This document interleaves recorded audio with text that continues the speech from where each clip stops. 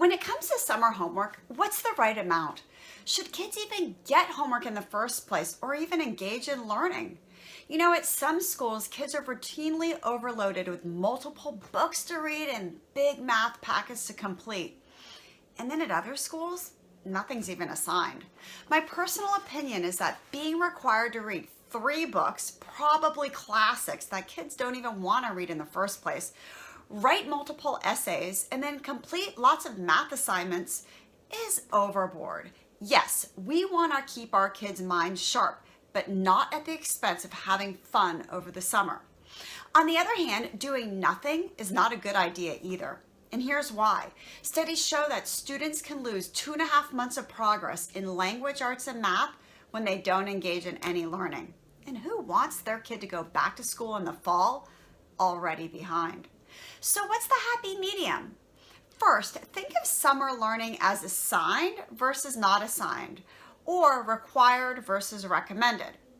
Now, most schools send out a recommended reading list to their students, and some require that kids choose 1 book from the list to read over the summer. Regardless of whether reading is assigned or not, your kid should absolutely be doing it.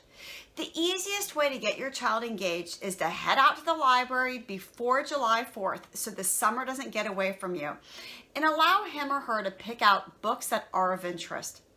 Don't pass judgment. If the book seems a little easy for your son's reading level, for example, it's okay. The idea is just to read and enjoy it, and to make a plan.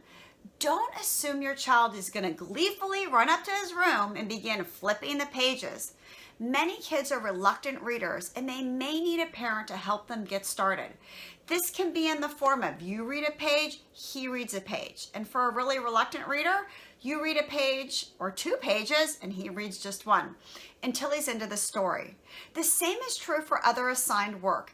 Don't assume your kid will be chipping away at those math packets 1 day at a time. Truth be told is we get a ton of calls from parents in mid-August, panicked that their child hasn't read and annotated a 300-page book and completed a bunch of review worksheets, even though the parent has reminded him at least 10 times.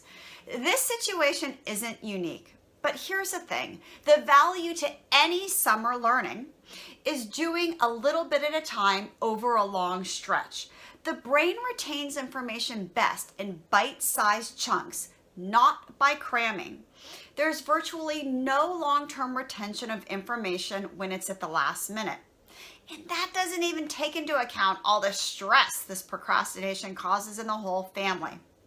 Helping your child or hiring somebody who's not mom or dad to practice time management skills of planning ahead, only gets the work done in a timely fashion, but also allows learning to soak in, and it's almost stress-free. If I can help you to determine if a tutor or an educational coach is right for your child over the summer, and keep in mind this isn't for everyone, drop me a line. I'm happy to talk to you to see if we can help.